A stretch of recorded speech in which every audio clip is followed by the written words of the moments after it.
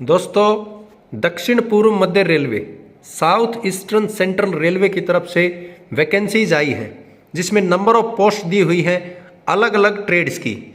Means ITI और 10वीं पास जो विद्यार्थी हैं उन सभी के लिए वैकेंसीज हैं, जिसकी टोटल नंबर ऑफ वैकेंसीज यहाँ पे 337 अनरिजर्व की कैटेगरी के अकॉर्डिंग किसी की 84 हैं, 224।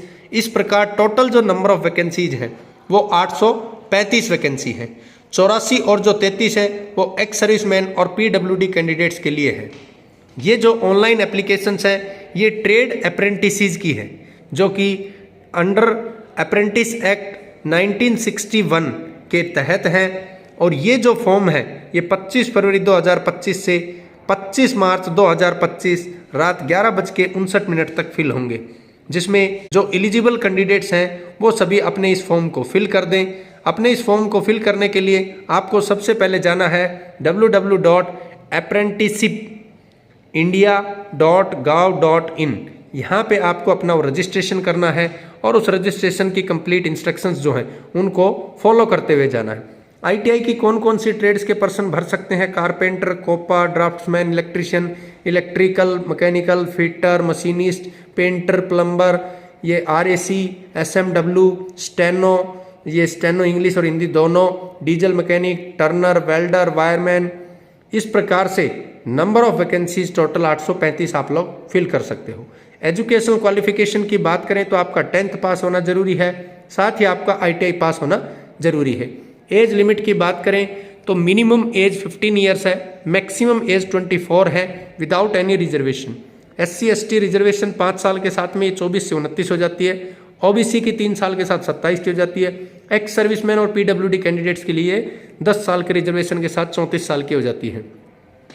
किस किस डेट के बीच में कैंडिडेट का बॉर्न होना अनिवार्य है, यानी वो अनिवार्यता जो है उसके अकॉर्डिंग कैंडिडेट किस किस डेट के बीच में बॉर्न होगा तो वो एलिजिबल होगा। अनरिजर्व कैटेगरी में 25 मार्च 2001 से 25/3/2010 इसके बीच का कैंडिडेट होना चाहिए। इसी प्रकार से SC, ST, OBC, PWD, ex serviceman की सभी लिस्ट यहाँ पे दी हुई है। जो अप्रेंटिसशिप का पीरियड होगा वो 1 साल का होगा प्रत्येक जो भी ट्रेड है। दोस्तों, बहुत से लोग कंफ्यूज रहते हैं एक्ट अप्रेंटिसशिप क्यों, इसके अलावा डायरेक्ट जो रिक्रूटमेंट है वो क्यों नहीं। इससे आपको पर्टिकुलर डिपार्टमेंट में ट्रेनिंग का टाइम मिल जाता है, आपको एक अच्छा एक्सपीरियंस हो जाता है और बाद में उन बंदों को बेनिफिट दे दिया जाता है जब परमानेंट वहाँ पे भर्ती होती है। दूसरा फायदा, जब आप फॉर्म फिल करते हो कंसर्न जो भी आप जिसका फॉर्म भरने जा रहे हैं, जैसे रेलवे का भरते हैं और उसी जोन से भरते हैं, तो वहाँ पे आपकी कंप्लीट जो फॉर्म की फीस है वो पास हो जाती है। जो क्राइटेरिया दिया हुआ है मेरिट के लिए, क्योंकि ये सिलेक्शन होगा प्योरली मेरिट बेस होगा, ना कोई वहाँ पे आपका टेस्ट होना है ना किसी प्रकार का इंटरव्यू होना है। तो उसके लिए क्राइटेरिया दिया हुआ है कि 10वीं में आपके कम से कम 50% नंबर होने चाहिए, साथ ही आईटीआई में भी कम से कम 50% नंबर आपका होना जरूरी है। एक सिंपल सा एक मेडिकल एग्जामिनेशन है, यानी मेडिकली आप फिट हैं या नहीं है, तो वो डॉक्टर से आपको एक पूरा चेकअप करवा के दिखाना होता है, लिखवाना होता है। कॉन्ट्रैक्ट की बात करें तो सिलेक्टेड जो कैंडिडेट्स हैं उनके लिए 1 साल का ये कॉन्ट्रैक्ट होगा। साथ ही में अगर वो बंदा माइनर है तो उस केस में उसके गार्जियंस जो हैं वो वहाँ पे सभी डिटेल्स देंगे। ये सभी डिटेल्स आपके सामने दी हुई है। एक्स सर्विसमैन का किस प्रकार से कोटा है, ये सारी चीज़ें यहाँ पे बताई हुई है।